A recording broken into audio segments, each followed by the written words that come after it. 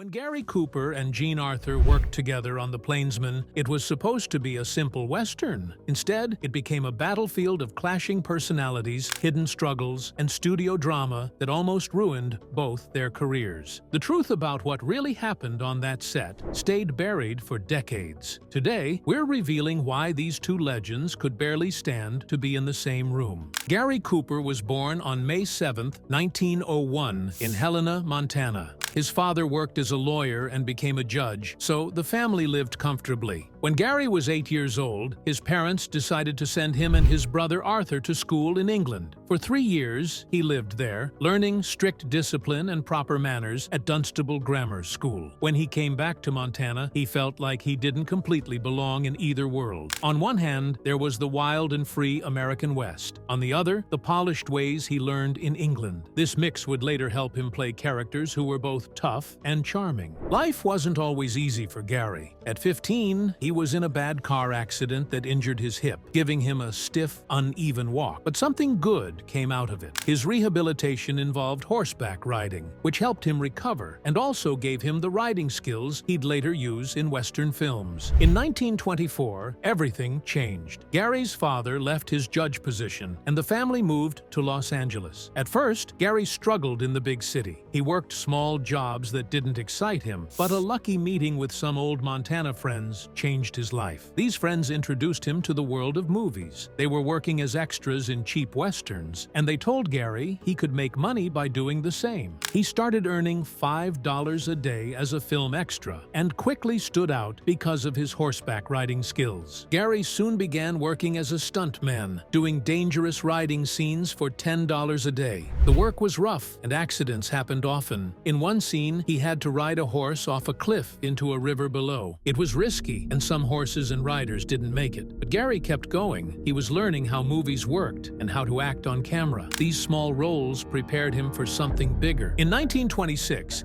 Gary got his big break. He was cast in a silent Western called The Winning of Barbara Worth. He played Abe Lee, a cowboy helping to build an irrigation system in California's desert. The film's dramatic flood scene was a big hit, and Gary's performance stood out. Critics loved his natural style and quiet strength. Almost overnight, he became a star. Goldwyn wanted to sign him for a long time, but Cooper was smart. He waited for a better offer and ended up signing a 5-year deal with Paramount Pictures for $175 a week. This deal changed everything for Cooper. Paramount believed in him and gave him bigger roles. By 1927, he was making $2,750 per movie, and fans couldn't get enough of him. To make him even more popular, the studio paired him with well-known actresses like Evelyn Brent, Florence Vidor, and Esther Ralston in movies like Beau Sabreur and Half a Bride. These films helped Cooper show he wasn't just good-looking, he could act too. By the end of the 1920s, his name alone could fill theaters across America.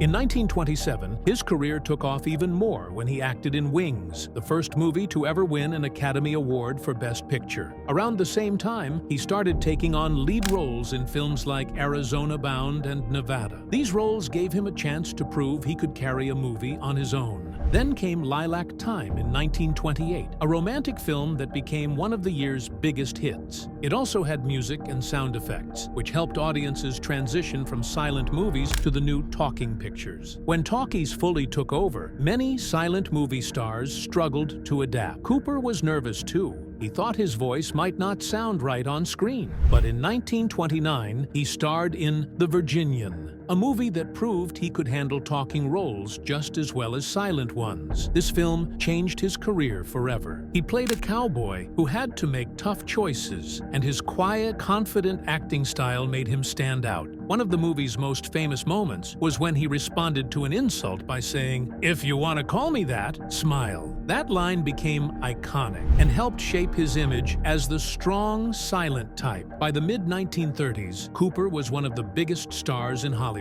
In 1936, he became the highest-paid actor in America, earning an incredible $482,819 that year. His success lasted for decades. From 1936 to 1957, he was consistently one of the top 10 box office stars, proving his appeal never faded. started. Gary Cooper and Jean Arthur teamed up for the first time in Mr. Deeds Goes to Town in 1936, and their on-screen chemistry became unforgettable. But this pairing almost didn't happen. At first, Carole Lombard was chosen for the role, but she quit just 3 days before filming started. This caused chaos, and the director, Frank Capra, had to find someone new quickly. That's how Jean Arthur, who had been in Hollywood for years without much success, got the part. It turned out to be the perfect choice, even though Jean and Gary were very different in real life. Gary was calm and quiet, while Jean struggled with terrible anxiety. She was so nervous that she once threw up 13 times in one day while filming. She tried to quit several times because of her anxiety, and Capra had to convince her to stay. Once, she even hid in her apartment for 3 days before returning to set. To help her relax, Capra hired extras to sit off camera and laugh at her lines. This made her feel more confident, and she gave one of the best performances of her career. Jean also went above and beyond to prepare for the role. She worked secretly as a reporter for 2 weeks to understand journalism better. The movie was a huge success and made Jean a star at last, while Gary continued to shine as one of Hollywood's most reliable actors. The movie's success didn't stop there. In 1937, less than a year after its release, Gary and Jean performed a radio version of Mr. Deeds Goes to Town on Lux Radio Theater. This was a big deal at the time, as it wasn't common for movie stars to recreate their roles for radio so soon. Adapting the story for radio was tricky because the visual humor had to be replaced with clever dialogue.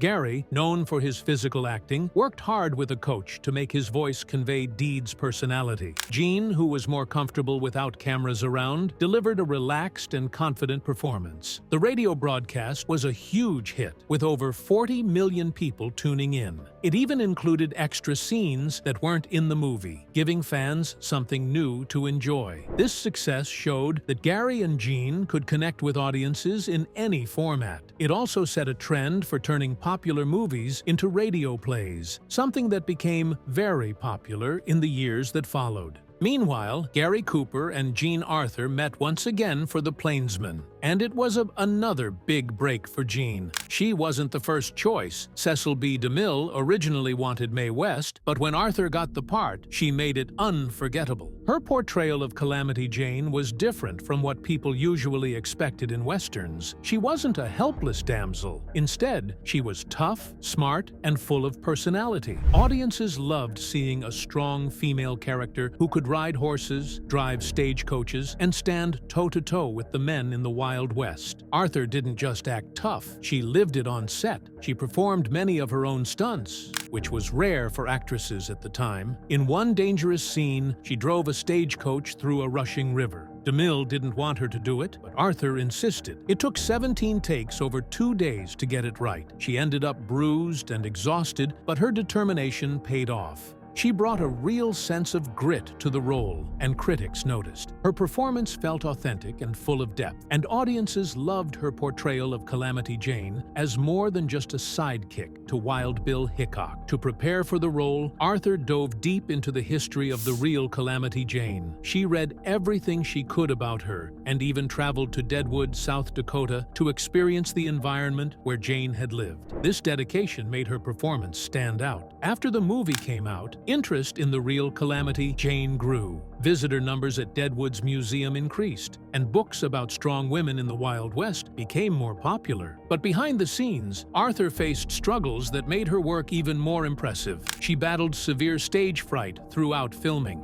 Her co-star, Gary Cooper, once said, "Jean is a wonderful actress, but she's scared to death of acting." Her anxiety led her to request retakes, sometimes as many as 30, for a single scene. In one emotional moment, she locked herself in her dressing room for 3 hours because she felt overwhelmed. This caused delays, which frustrated the cast and crew, especially DeMille, who was known for his strict schedule. At one point, the production was 8 days behind and cost Paramount a lot of extra money. Arthur's struggles with stage fright led to some creative solutions on set. To help her feel more comfortable, the crew designed a special mobile sound booth where she could record her lines in private. They called it the Arthur box. This invention was so effective that other productions started using it too, and it became a standard tool in Hollywood. The production of The Plainsman wasn't easy for anyone. DeMille's demanding directing style created tension, and his insistence on authenticity sometimes put people at risk. During a big battle scene, he used real arrows with padded tips, which led to minor injuries, and even sent one extra to the hospital. Gary Cooper argued with DeMille about safety and threatened to quit unless safer props were used. Eventually, DeMille agreed to use rubber arrows for close-up shots. The pressure peaked during a critical scene between Calamity Jane and Wild Bill Hickok. Arthur felt she wasn't doing her best and asked for retake after retake, 27 in total. DeMille lost his temper and threatened to replace her with a stand-in. This led to another standoff, with Arthur locking herself in her dressing room again. Cooper had to mediate, calming both Arthur and DeMille so they could finish the scene. Even with all these difficulties, the tension on set seemed to enhance the performances. Critics praised the chemistry between Arthur and Cooper, with one reviewer saying their scenes together lit up the screen. The film became a success, and Arthur's portrayal of Calamity Jane became one of her most memorable roles. Interestingly, the challenges of making The Plainsman led to some lasting changes in Hollywood. Paramount hired a psychologist to help manage stress on set, marking one of the first times mental health professionals were brought into a movie production. This step showed how much care went into ensuring the cast and crew could deliver their best work, even under difficult circumstances. Gary Cooper's career hit a major turning point in 1941 with Sergeant York. In this war film, he played Alvin York, a man who went from being a pacifist to a hero in World War I. Cooper's performance was so moving, it earned him his first Oscar for Best Actor. At first, he didn't want the role because he wasn't interested in baseball, but York himself insisted Cooper should play him. During filming, Cooper even apologized to York for smoking on set, showing his respect for the real-life hero. The film became the most popular movie of the year, inspiring audiences as America prepared to enter World War II. Just a year later, Cooper starred in The Pride of the Yankees. This movie told the story of Lou Gehrig, the baseball legend whose life was cut short by illness. Cooper didn't know much about baseball and was already in his 40s, but he worked hard to make his performance believable. The filmmakers used clever tricks to make him look younger in Gehrig's early years, and Cooper's acting brought the character's struggles and triumphs to life. The movie became a big hit, earning millions at the box office and touching the hearts of viewers everywhere. Even today, it's remembered as one of Cooper's finest roles. In 1943, Cooper starred in For Whom the Bell Tolls, based on Ernest Hemingway's famous novel. Hemingway personally wanted Cooper to play the lead role of Robert Jordan, an American fighting in the Spanish Civil War. Cooper starred alongside Ingrid Bergman, who was making her first Technicolor film. The production wasn't without drama. Bergman replaced another actress during filming, but the final movie was a huge success. It earned 9 Oscar nominations, including 1 for Cooper. This role proved once again that Cooper could handle complex characters, adding depth and emotion to every scene. One of the most amazing things about Gary Cooper's career was how long he stayed at the top. For 23 years in a row, he was one of the most popular stars in Hollywood. This streak started in the late 1920s and continued into the 1950s, covering silent films, talkies, and many different genres. Whether he was starring in westerns, romantic comedies, or war dramas, audiences loved his natural acting style and calm, strong presence. He wasn't just popular, he was also one of the top earning stars for 18 years, proving his lasting appeal. Cooper's influence went beyond his success at the box office. The American Film Institute named him one of the 50 greatest screen legends, recognizing his impact on Hollywood history. Over 36 years, Cooper appeared in 84 movies, creating an unforgettable legacy. He wasn't just an actor, he was the embodiment of the classic American hero, and his performances continue to inspire audiences and actors today. day. Gary Cooper's life was full of highs and lows, both on and off the screen. His affair with Patricia Neal began in 1948 during the filming of The Fountainhead and quickly became one of Hollywood's biggest scandals. Cooper was 47, married, and a father. Neal, on the other hand, was just 22. Their relationship was intense from the start. Neal openly admitted, "I fell in love with Gary Cooper, and I didn't care who knew it." Their chemistry on set was undeniable, but behind the scenes, it was chaos. Cooper started spending more time away from his family, sneaking off to meet Neal, and the rumors spread fast. The 25-year age gap shocked people, but what really upset Hollywood was that Cooper was married. Things only got messier as time went on. Neal's career began to suffer, with people calling her a homewrecker. Even worse, Cooper's darker side came out during their relationship. When he found out Neal had gone on a date with Kirk Douglas, he lost his temper and hit her. Neal said this moment shattered the way she saw him. By 1951, she realized Cooper was never going to leave his wife, and she ended the relationship over the phone. When she told him, "Gary, it's over," his cold reply, "You want it that way? All right," left her heartbroken. She had an emotional breakdown and left Hollywood for years. The affair left Cooper's reputation damaged and Neal struggling with regret. One of the darkest moments in Cooper's life came during his relationship with Neal. In 1950, she became pregnant with his child. Cooper panicked, worried about the scandal it would cause. He convinced her to have an abortion, even arranging for a doctor and giving her the money. Neal later said she regretted it deeply and described it as one of the most painful moments of her life. When the story became public, it shocked everyone. At the time, abortion was illegal and highly taboo, and the revelation hurt both Neal's and Cooper's reputations. Neal faced the harshest judgment, while Cooper managed to recover professionally. The incident showed the imbalance of power in their relationship and how far stars would go to protect their public image. Around the same time, Cooper's marriage to Veronica "Rocky" Balfe hit its breaking point. After years of infidelity, Rocky decided she'd had enough. In May 1951, the couple separated, which became front-page news. Cooper's friends said he looked miserable and guilty. He was torn between Neal and his family, especially his daughter, Maria, who adored him. During this time, Cooper's health started to fail, and he had several surgeries for stress-related issues.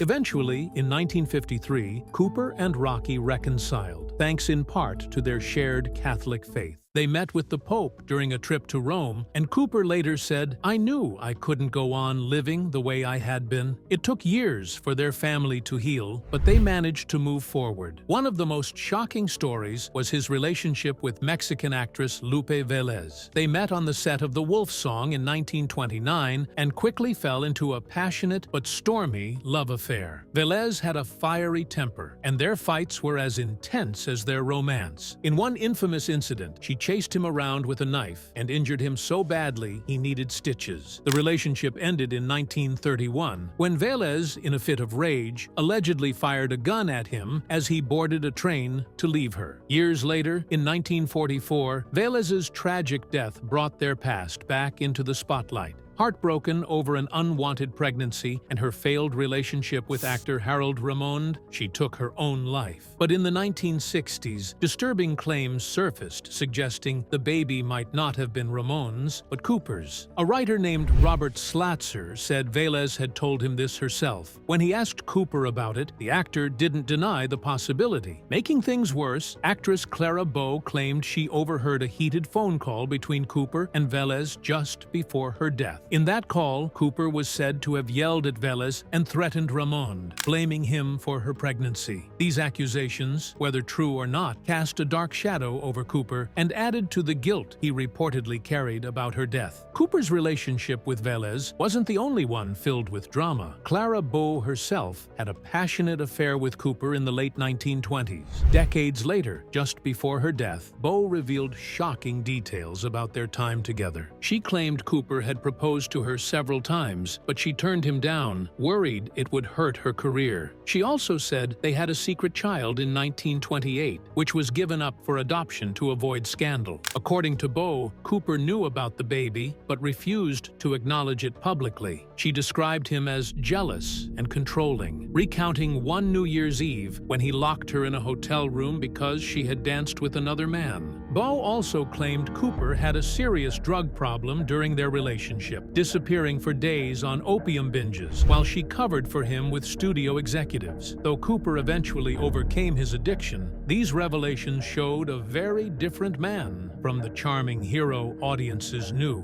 Cooper didn't just control his relationships, he used his power in Hollywood to get what he wanted. During the making of For Whom the Bell Tolls, he pushed to have Ingrid Bergman replaced, worried she might outshine him. Although she eventually returned to the role, the incident showed how much influence Cooper had. He also used his star power to demand changes to Friendly Persuasion in 1956, altering the story to better fit his heroic image. Cooper even negotiated a massive contract with Warner Brothers that gave him full control over his projects. But sometimes he took things too far. Rumors spread that he blacklisted people he didn't like, including one actress who had rejected him years earlier. Gary Cooper was at the top of Hollywood in the 1930s, but behind the scenes, he was fighting a painful secret: ulcers. These weren't just small stomach aches. By the time he turned 30, he was in constant pain, often bent over while working. But Gary kept going, making 10 movies in 2 years. The breaking point came in 1933 during the filming of Today We Live. One day on set, he collapsed in agony. Doctors rushed him into surgery for a perforated ulcer, and he spent months recovering. He even had to drop out of major projects like The Bitter Tea of General Yen, losing the chance to work with a famous director, Frank Capra. Even after surgery, the ulcers didn't let up. For years, Gary had to avoid spicy food, cigarettes, and alcohol. Hard to do in 1940s Hollywood, where everyone partied hard. In 1945, things got so bad, he needed another surgery. This time, doctors cut a nerve in his stomach to reduce acid. It helped a little, but Gary still dealt with stomach problems his whole life. Despite all this, he refused to slow down.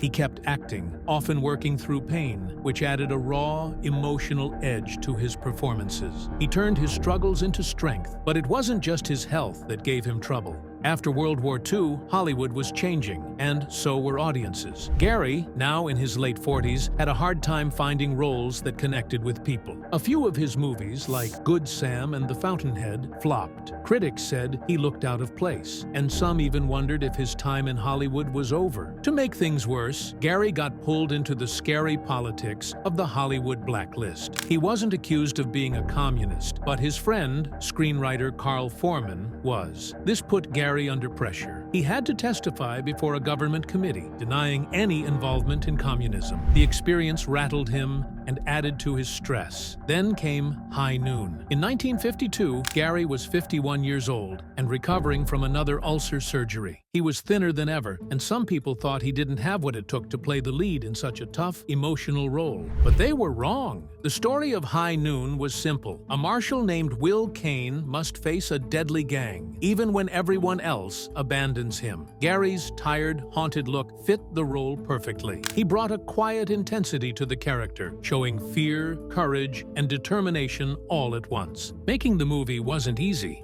Gary filmed in scorching heat, did his own stunts, and pushed through constant pain. His dedication paid off. When High Noon came out, it was a hit. Audiences loved it. Critics called it one of the best performances of his career. The movie earned over $3 million, won awards, and proved that Gary still had what it took to be a star. The biggest moment came at the 1953 Oscars. Gary won his second Academy Award for Best Actor, but he couldn't be there to accept it. He was in Acapulco, recovering from another health scare. His close friend, John Wayne, accepted the award for him, joking about how he should have played the role instead. Gary later recorded a heartfelt thank you speech, calling it the most wonderful moment of his career. In 1960, Gary Cooper's world turned upside down. At 58 years old, he was diagnosed with prostate cancer. For months, he had been feeling weak and losing weight, but hearing the word cancer still came as a shock. Doctors operated to remove his prostate, and for a little while things seemed hopeful. Cooper even told reporters he was getting better. But just 2 months later, the news got worse. Another tumor was found in his colon, and more surgery was needed. As the year went on, the cancer spread, reaching his lungs and bones. By December, doctors told him it was untreatable. Cooper and his family decided to keep the truth private. Only his closest friends knew how bad things really were. Even so, Cooper stayed strong. He kept showing up in public and worked whenever his health allowed. As his illness grew worse, Cooper started thinking deeply about his life.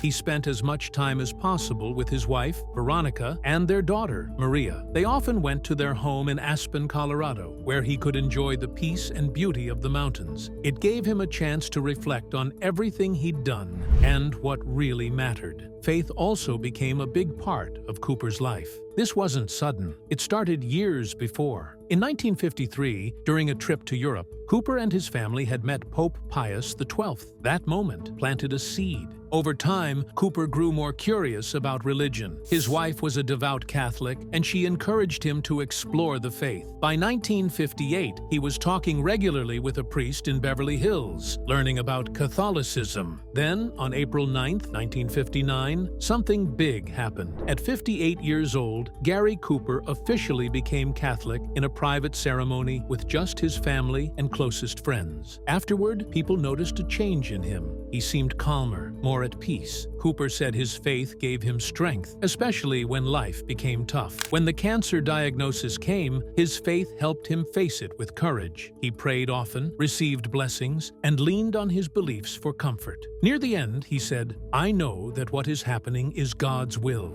I am not afraid of the future." On May 13, 1961, Gary Cooper passed away at home in Los Angeles. He was 60 years old. Just a month before, he had been given an honorary Oscar for his amazing career. His wife, daughter, a priest, and a few others were with him when he took his last breath. News of his death shook Hollywood and fans all over the world. At his funeral, held in Beverly Hills, some of the biggest stars came to say goodbye. John Wayne, Jimmy Stewart, Frank Sinatra, and many more. Life magazine ran a tribute calling Cooper a good man, capturing how deeply loved and respected he was.